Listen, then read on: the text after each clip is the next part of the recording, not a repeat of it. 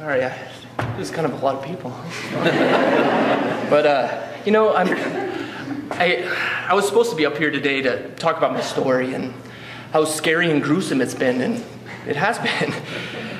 But, you know, instead, I think I'd really rather focus on all the great things that have come from this, and all the things that I've learned about myself and about life in general. Despite the fact that I really put my family and my girlfriend through hell this year, I think I can speak for all of us and say that we're better, we're stronger for it, both together and as individuals. I mean, for crying out loud, somewhere between these massive bleeds and my continuous vomiting, my girlfriend, Christy, decided that she wanted to go to nursing school. I don't get it, but it is what it is. And as for me, I mean, look at me 2 years ago. This morning I had a fever of 105 degrees and it wasn't supposed to be over here. You would have talked to me 2 years ago, I would have been garbage. I wouldn't have been able to come up here and do this. But all of you guys really inspire me and really make me stronger for this kind of situation. But I guess back to the story, sort of, I really just wanted to come across and tell you a few things that I have learned this year, but not just about cancer or being sick, but about life and about becoming the person that I really want to be. The first thing was that it was something that I had a lot of trouble really grasping, but sometimes things happen in life that are totally beyond your control. The world can be a pretty gruesome place. People get sick. Natural disasters happen. I'll never forget, at the beginning of this whole mess, somebody asked me how I was handling such a major situation at a young age, and to be honest, my first reaction was almost confused. Like, how did I have a choice? This was the situation, whether I liked it or not. And right there, finally, I realized that I did have a choice. I could choose how I wanted to react to it. Whether having cancer was mine or anyone's fault didn't matter anymore. This was the situation. How did I want to handle it? And it was really kind of a liberating experience because it doesn't just apply to that, it applies to life. I mean, if you think about it, everyone has problems, right? And it's like, whether or not they're preventable or not isn't the point. The point is that we all have them, and they all suck. Now, we could all sit around and cry to one another about this thing or that, or we could choose. We could choose how we want to react.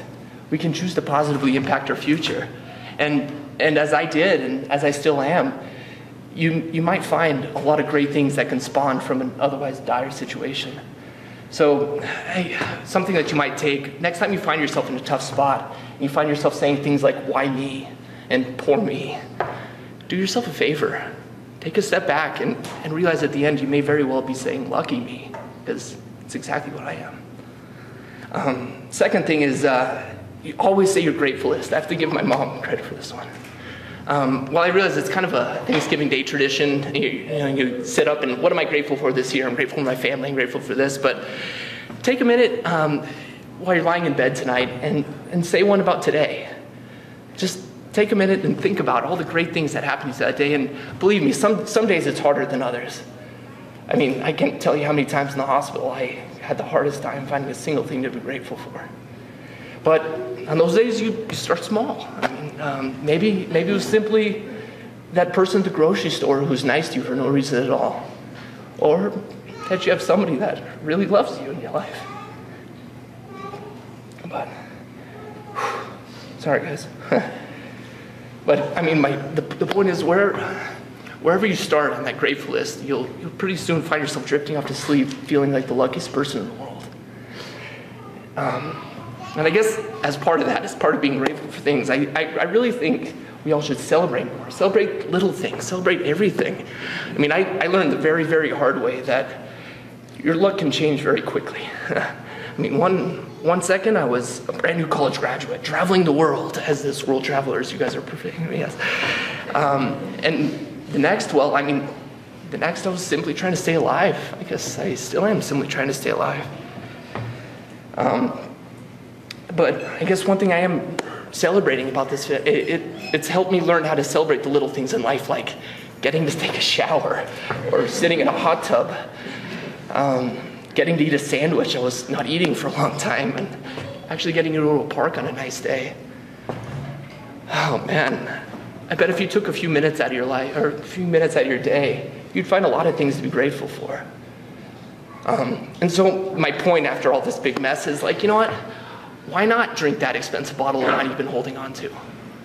Why not go on that vacation you've been thinking about for years? I mean, why not go out to dinner tonight for absolutely no reason at all?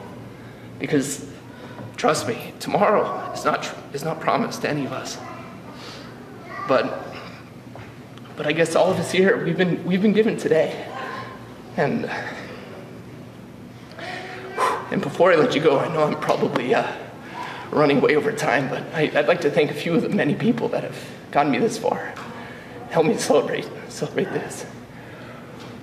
Try to get through this one. Come on.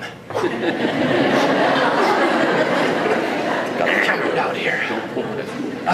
Man, pull it back in here. Pull it back in. But no, really, I mean, it's been a huge collaborative effort, and I'm sure I'm going to miss a ton of people. But first and foremost, I have to thank my family. They've been there through some pretty wild rides. They've been there for all the low points, but then also been excited for all the successes that we've had. For my girlfriend, Christy, who literally stopped her life. She stopped her life and moved out from New York just to be with me for this whole deal. I mean, she's, what, 24 or 25 years old, give or take? I mean, who does that? Who does that? But, I mean, and between them, between her and the rest of my family, I never spend a single night at the hospital alone. And I could never thank you guys enough for that.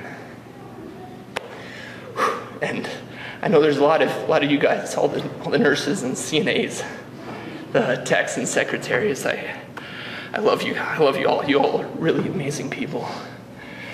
I really want to thank you for truly caring. I mean, especially in an industry today where so many people have lost that personal touch. You guys are truly amazing people. And I'll be forever grateful for y'all. And I mean, for these doctors here and the many more that were involved.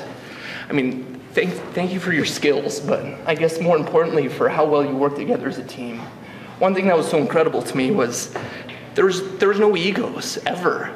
It was rather just a massive collaboration of ingenious minds working towards a common goal.